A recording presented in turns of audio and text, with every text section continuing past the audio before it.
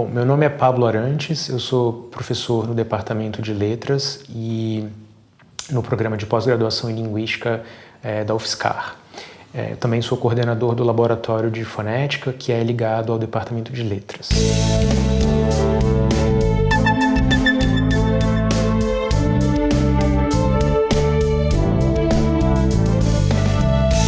A minha área de atuação, tanto no departamento quanto no programa de pós-graduação, é a área da fonética.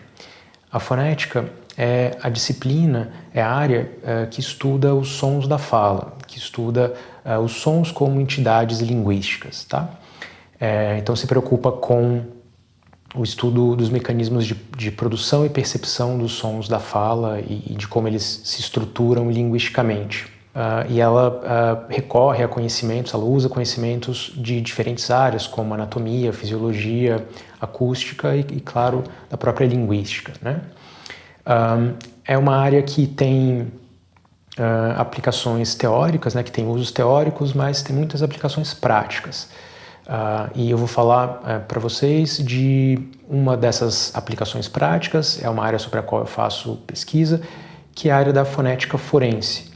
Tá? O que é a fonética forense? A fonética forense tem a ver com a aplicação de conhecimentos sobre a fonética de uma determinada língua, né, em situações nas quais uma amostra de fala, uma gravação de fala em geral, ela se torna importante no contexto de um processo judicial. Ela é, por exemplo, um elemento de prova num processo judicial. Um cenário muito comum que exige, né, a intervenção de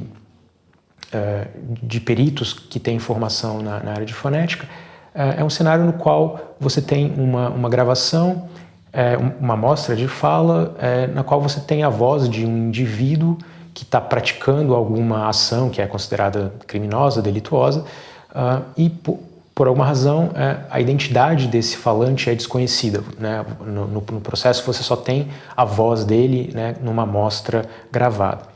O perito ele vai então atrás dos traços linguísticos que são próprios, que são típicos de um determinado falante e que diferenciam esse falante dos demais da comunidade linguística, né? Ele vai atrás do que é próprio. E então, o que é que alguém como eu, que não é um perito criminal por profissão, né?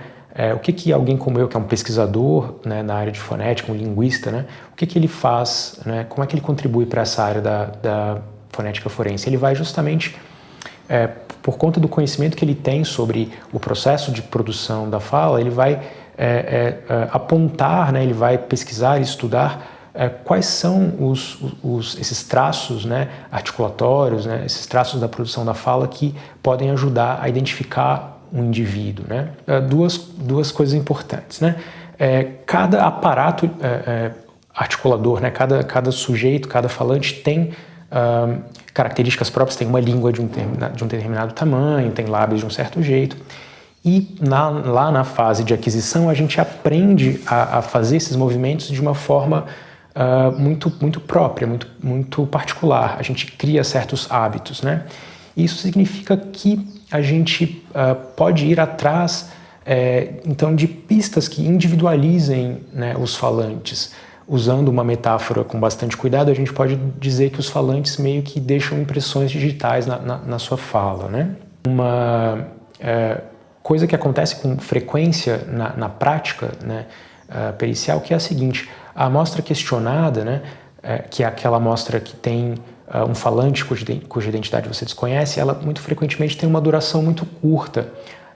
Estatísticas aí mostram que são muito comuns amostras questionadas que duram 20, 30 segundos, né? Então foi essa questão que a gente quis abordar na nossa pesquisa, né? E a gente olhou para dois parâmetros da fala, dois parâmetros acústicos da fala que são bastante usados na prática pericial, que são a frequência fundamental, que é um parâmetro que está relacionado com os aspectos melódicos da fala, que tem a ver com a percepção da fala ser grave ou aguda, né, de uma voz ser mais grave ou mais aguda. E o outro parâmetro é a taxa de articulação, que está correlacionada aí com a nossa percepção da fala ser lenta ou rápida, né? E aí a gente aplicou uma certa técnica estatística que mostrava quando esses parâmetros se estabilizavam, né? Quando você tem uma amostra muito curtinha, esses parâmetros são bastante variáveis, né? Mas com o tempo eles começam a ficar estáveis. E a gente usou então uma técnica estatística que dizia o ponto em que esses parâmetros atingiam a estabilidade, né?